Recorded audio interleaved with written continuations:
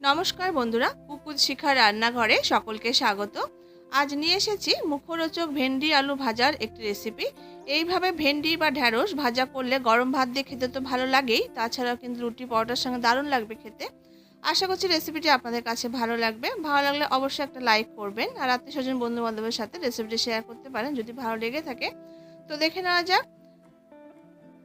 তো ভেন্ডি আলু ভাজা করার জন্য আমি এখানে 250 গ্রাম মতো ভেন্ডিটাকে খুব ভালো করে জল দিয়ে ধুয়ে নিয়েছি। তারপর জলটাকে শুকিয়ে নিয়ে এইভাবে দেখুন, এইভাবে কাট করে করে ছোটো ছোটো করে কেটে নিয়েছি ভেন্ডিটাকে।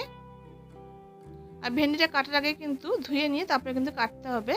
আর এখানে আমি দুটো মাঝারি সাইজের আলুকে এইভাবে ছোটো ছোটো টুকরো করে করে দেখুন এইভাবে করে কেটে নিয়েছি।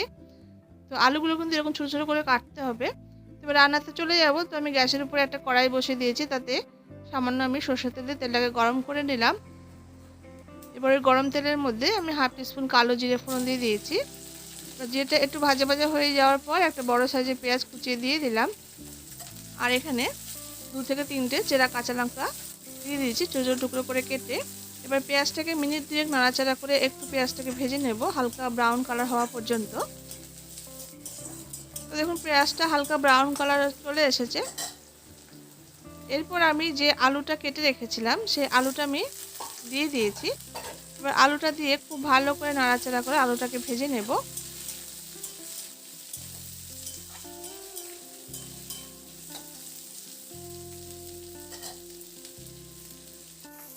এবার আমি এখানে 1/2 টিস্পুন পরিমাণ হলুদের গুঁড়ো দিয়ে দিয়েছি, আর টেস্ট হিসাবে এখানে লবণটা দিয়েছি। এবার লবণ আর হলুদটা দিয়ে খুব ভালো করে আরও কয়েক মিনিটের জন্য আলুটাকে নাড়াচাড়া করে বেশ করে একটু ভেজে নেব। আলুটাকে প্রথমে দিয়ে একটু ভেজে নিতে হবে, তারপরে আমি ভেন্ডিটা দিয়ে সেমভাবে ভেজে নেব। তো আলুটা যেহেতু শক্ত টাইপের সবজি, তো আগে দিয়ে একটু এভাবে করে ভেজে নিতে হবে ঢাকা দিয়ে দিয়ে। এবার লবণ আর হলুদটা দিয়ে ঢাকা নাড়াচাড়া করে ঢাকা দিয়ে দিলাম মিনিট 3-4 জন্য, যাতে আলুটা সেদ্ধ হয়ে যায়, খুব ভালো মতো করে নরম হয়ে যায়। তো মিনিট 5 পর ঢাকাটা আমি খুলে নিলাম। এবার দেখে নেব। তো আলুটা কিন্তু খুব সুন্দর করে দেখুন সেদ্ধ হয়ে গেছে, একদম কিন্তু ভেঙে যাচ্ছে আলুগুলো। এবার এই পর্যায়ে আমি ভেন্ডিটা দিয়ে দিয়েছি। ভেন্ডিটা দিয়ে আলুর সঙ্গে আবার কয়েক মিনিটের জন্য সময় ধরে খুব ভালো করে এটাকে ভেজে নেব। তো আলুটাকে আগে এইভাবে করে একটু ভেজে নিলে ভালো হবে। ভেন্ডিটা যেহেতু নরম সবজি, খুব বেশিক্ষণ সময় লাগবে না ভাজাটা হতে। তো সেক্ষেত্রে আলুটা শক্ত শক্ত থেকে যেতে পারে, তাই আলুটা কিন্তু আগে দিয়ে এইভাবে করে একটু ভেজে নিতে হবে। তো ভেন্ডি আলুটা দিয়ে নাড়াচাড়া করে নিলাম। এবার মিডিয়াম টু হাই ফ্লেমে এইভাবে রেখে রেখে ভেন্ডি আলুটাকে ভেজে নেব। তো আমি একটু মিনিট 2-3 জন্য ঢাকা দিয়ে রাখছি, যাতে ভেন্ডিটা একটু সফট হয়ে যায়। তো মিনিট 3 পর এবার ঢাকাটা আমি খুলে নিলাম। এবার দেখে নেব। দেখুন ভেন্ডিটা কিন্তু অনেকটা কিন্তু সফট হয়ে গেছে। দেখুন ভেন্ডিটা কিন্তু অনেকটা সফট হয়ে গেছে, একদম নরম হয়ে গেছে। আর আলুগুলো তো অলরেডি নরম হয়ে গেছে। তো আরও কয়েক মিনিটের জন্য নাড়াচাড়া করে বেশ একটু লালচে রং ধরা পর্যন্ত একটু ভেজে নেব। ভেন্ডি আলু ভাজাটাকে আরও মুখরোচক করে তোলার জন্য আমি এখানে 2 টিস্পুন পোস্ত দিয়ে দিয়েছি।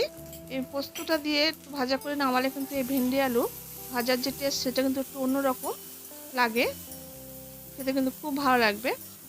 সাধারণ ভেন্ডি আলু ভাজা যেটা টেস্ট, তার থেকে কিন্তু দ্বিগুণ টেস্টি হবে খেতে। তো ভেন্ডিটা আলু ভাজা হয়ে গেছে আমার পোস্ত সমেত। তো পোস্তটা দিয়ে মিনিট 2 নাড়াচাড়া করে একটু ভেজে নিলাম। পোস্তটা বেশ সুন্দর একটা ভাজা ভাজা গন্ধ যখন ছাড়তে শুরু করবে, পর্যায়ে আমি এবার নামিয়ে নিচ্ছি। তো দেখুন মুখরোচক ভেন্ডি আলু ভাজা আমার তৈরি হয়ে গেছে।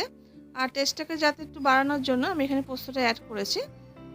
তো পোস্তটা এইভাবে অ্যাড করে একবার খেয়ে দেখবেন বন্ধুরা, দারুণ কিন্তু খেতে লাগে।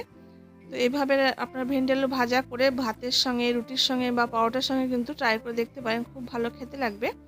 তো আশা করছি রেসিপিটি আপনাদের কাছে ভালো লেগেছে। যারা বন্ধুরা নতুন দেখছেন চ্যানেলটি, যদি ভালো লেগে থাকে তাহলে কিন্তু চ্যানেলটি সাবস্ক্রাইব করে পাশে থাকা অনুরোধ রইল। দেখা হচ্ছে পরবর্তী রেসিপির সঙ্গে। ততক্ষণের জন্য আপনারা সবাই খুব ভালো থাকবেন, সুস্থ থাকবেন।